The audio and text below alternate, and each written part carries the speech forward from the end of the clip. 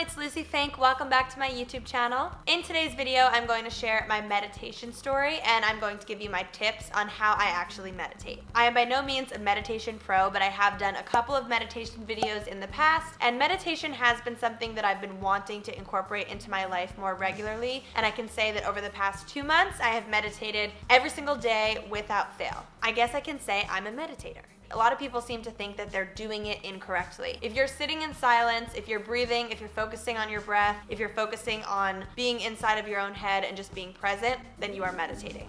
And I get the question from people a lot about how do I actually meditate? If I've learned anything about meditation after all of the research I've done and the books I've read about it and the podcasts I've listened to on the topic, there's really no way to be meditating wrong. You might not walk away and feel zen and feel like you've accomplished something or you've been enlightened, but if you sat there and you were present and focused on your breath for 1 minute or 10 minutes, you meditated. And I do think it's very important for people who are just starting out to know that it's not going to be that easy. You might sit down and you might notice that your mind is racing, you may feel a little bit jittery, you might not feel relaxed and calm and centered and focused, and that's okay. You might have to continue to pull your brain and your attention back to your breath, and that's all part of the meditation practice. And this is a practice, so you do have to practice it to get, quote, good at it. First and foremost, before I dive in and tell you actually what I do when I'm sitting in my silent state, the first thing I want to let you know is that the only way that I've been able to actually get meditation to be something that I do regularly is that I've scheduled it into my morning routine. So every single morning, without fail, when I wake up, my phone is in airplane mode because I sleep with it in airplane mode. And before I take it out of airplane mode, I just don't allow myself to do that until I've done my 10 minutes of meditating and my 10 minutes of journaling. Some people might find that a little harsh to put this hard and fast rule on themselves, but for me, I know that I want to meditate, I know that I want to journal, and if the only way that I can get myself to do it is to set a strict rule for myself that no phone can be used until it's done, then that's what I'm going to do. And that is exactly what I've done, and I honestly feel really good about it. For the past 2 months, every single morning, no matter how early I have to get up, no matter what else is going on in that day, I know that first thing, before I even allow myself to start scrolling, I'm going to be centered and give myself 10 minutes of silence. So now that you know how I've integrated this practice into my life, I'm going to share with you what I actually do once I close my eyes. I've personally found that when I do the same exact thing every single day in my meditation, I get a little bit bored and my mind starts to wander more frequently. And I have to keep pulling my attention back to the breath, which is okay, but if I want any shot at actually being in a 10-minute focused meditation zone, the thing that I've found that helps the most is diversifying the types of meditation I'm doing. So what I've done is I've split my week into 7 different types of meditation. So that means that every single day of the week, I'm doing something new. So I'm gonna walk you through each of these 7 right now. Monday for me is a third eye meditation. If you've done yoga or if you've looked into meditation at all, you've probably heard of the third eye.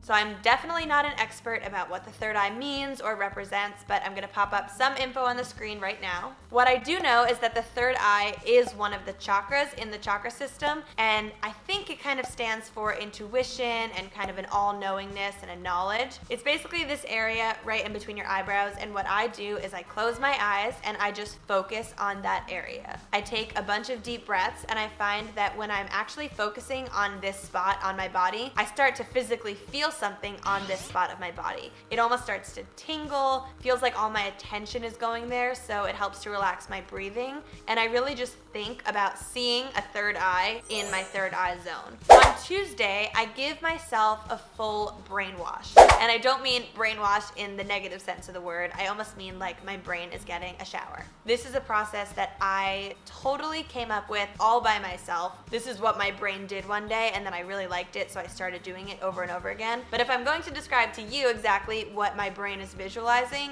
this is kind of the deal. My eyes are closed and I envision that the top of my head is being cut in a circle. So almost like a cookie jar, my head opens up and my brain comes out. I imagine my brain is very flexible and bendable and it just sort of like jiggles out of my head. I visualize my brain in front of me and it almost looks like my brain is really clogged up with what looks a little bit like seaweed. Another thing that I would describe to people on how this looks in my mind is, you know those old-fashioned VHS tapes that were like strips and strips of tape? It's almost like the lines and lines of tape are all tangled up in the folds of my brain. And so what I have to do is I have to go in with my hands and pull the strips of tape or seaweed out of my brain.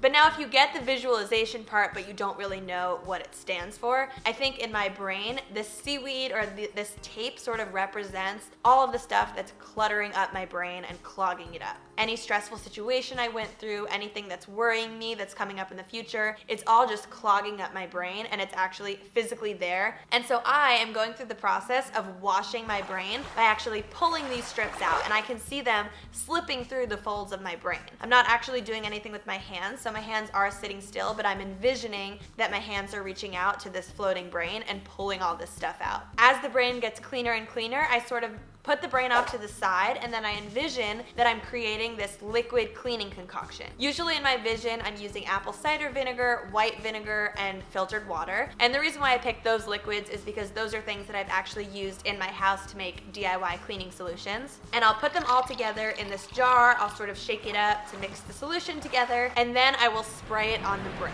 And it doesn't spray like a nozzle as if you're spritzing something on your hair. It comes out like a power washer.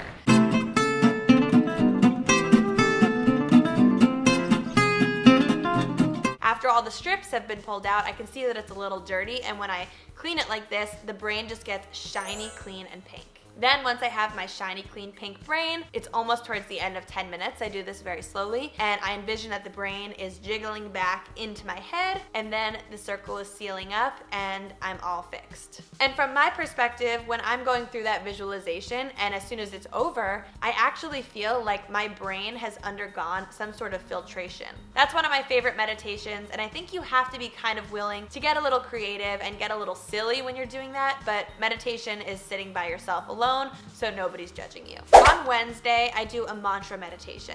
So mantra meditation can be done in so many different forms. You can actually look up a Sanskrit word and be reciting a Sanskrit word as the mantra, or you can actually just say anything you want, and if you say it over and over again, it has the same effect as reciting any mantra. The idea behind mantra meditation is that you're not actually reciting the words for their true meaning anymore, but you're reciting the words for their sounds. And when you recite them over and over and over again, it almost like resonates with your brain waves, that the same sound is coming out, and it helps to calm your mind. I could be totally wrong about the purpose of mantra meditation, so I'm just going to do a quick Google search and pop something up right here, and this is what the internet says is the purpose of mantra meditation. Usually in my mantra meditation day, I don't actually recite one word, I recite a sentence, and it's a short sentence. So it's usually I am blank, and I'll put words like I am grounded, I am confident, I am happy. I'll pop up a whole bunch of other mantras here if you want to take some ideas for yourself. But essentially, even though I do mean the meaning behind it, I'm reciting the sentence, I am blank, more so just for the mantra aspect of it. I say it over and over and over again, and I really do my best to stay focused throughout the entire 10 minutes. And don't get me wrong, I very often veer off course, and all of a sudden I'm thinking about soup, and I'm wondering what happened to the mantra, but it's okay. I just come right back in, start from the top, and keep going. Typically what I do on Thursday is more of a spoken word meditation. So I take the mantra that I used on Wednesday, and now I'm actually using that mantra for its meaning. So now I think about, what did I say? I said I am healthy on Wednesday. And now Thursday for me would be all about expressing verbally, in my head of course, why I'm healthy. What I might be saying to myself is something like, I am healthy because I have fully functioning organs and I have a body that knows exactly how to take care of itself. I am healthy because I choose to fuel myself with good food and because my brain is in a calm and meditative state right now. I am healthy because I moved my body yesterday and I plan to move my body today again. I don't always use the exact word that I used on Wednesday for Thursday's mantra breakdown. Sometimes I'll pick a word that maybe is something that's the opposite of how I'm feeling that day, just to help strengthen the sentiment in the other direction.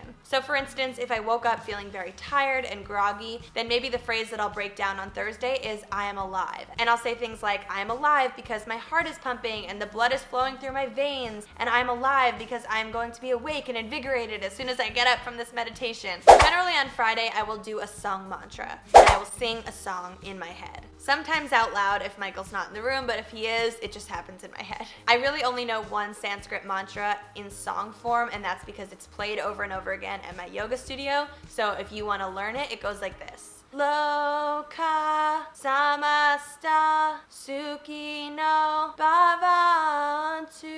every so often I realize I'm no longer singing it and I get myself back on track, but it really does help to keep my mind focused in one place, and by the end of the 10 minutes you realized you didn't even have time to let your mind wander too far because you were so focused on singing these words in this tune. Saturday's meditation is all about sitting in silence, so I do absolutely nothing.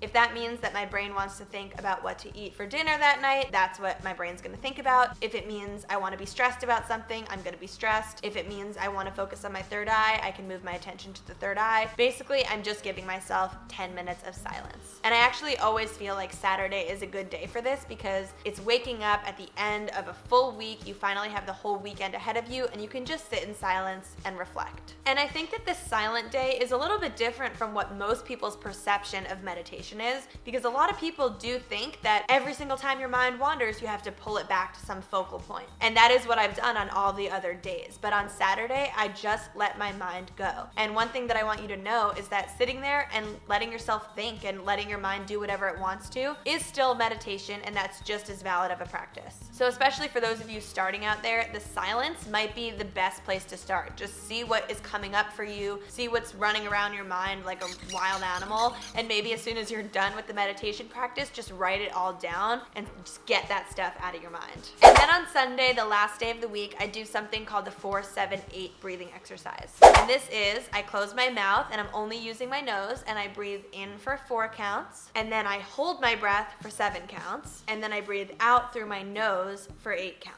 One thing you'll notice when you're doing this for the first time is that it is kind of confusing. If you've only breathed in for 4 breaths, how are you supposed to be able to breathe out for 8 seconds? And the answer to that is that you have to breathe out a lot slower. When I do this, I use Ujjayi breathing, which is basically where the back of my throat is sealed and I'm breathing through my nose, but I'm making almost this Darth Vader ocean sound. But you're basically taking a breath in through your nose while the back of your throat is restricted. So it winds up sounding a little something like this. I'm gonna come up close to the microphone.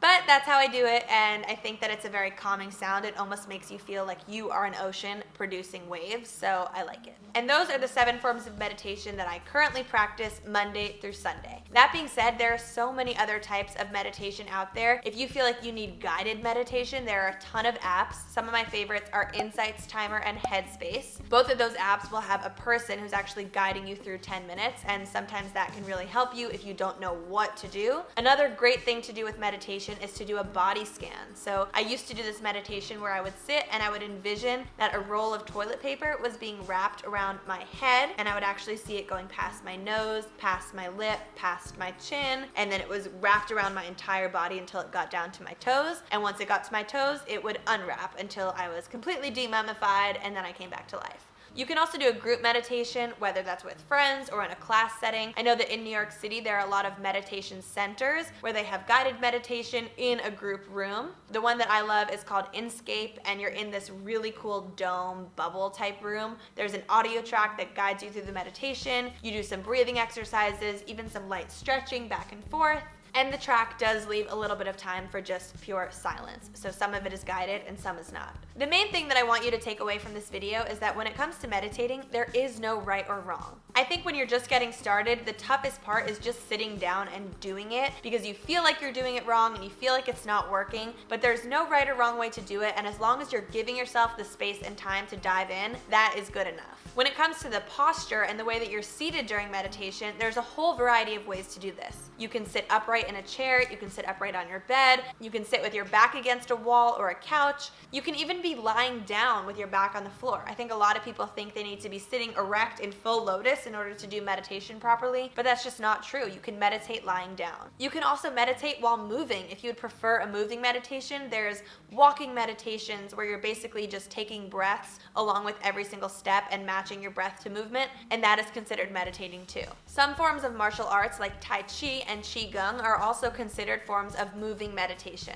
After incorporating meditation into my life regularly over the past few years, I can say with certainty that this is a practice that affects your everyday life. It's not a cure-all or a magical pill. Yes, you will still get stressed out in your everyday life. Yes, you will still have emotions and cry. It's not going to fix everything, but it is going to bring a lot more clarity to all aspects of your life and help you really focus focus in on what's important. And I've definitely found in my life that it's helped change a lot of my reactions to things that happen in my life that are just outside of my control. I hope that this video did give you some tips and that you found it useful. If you've never meditated before, I hope that you can put some of this into practice. Comment below and let me know if you do or don't currently meditate, and if you don't, let me know below which of these 7 options you would want to try first. Thanks for coming back to my YouTube channel, and I'll see you next time.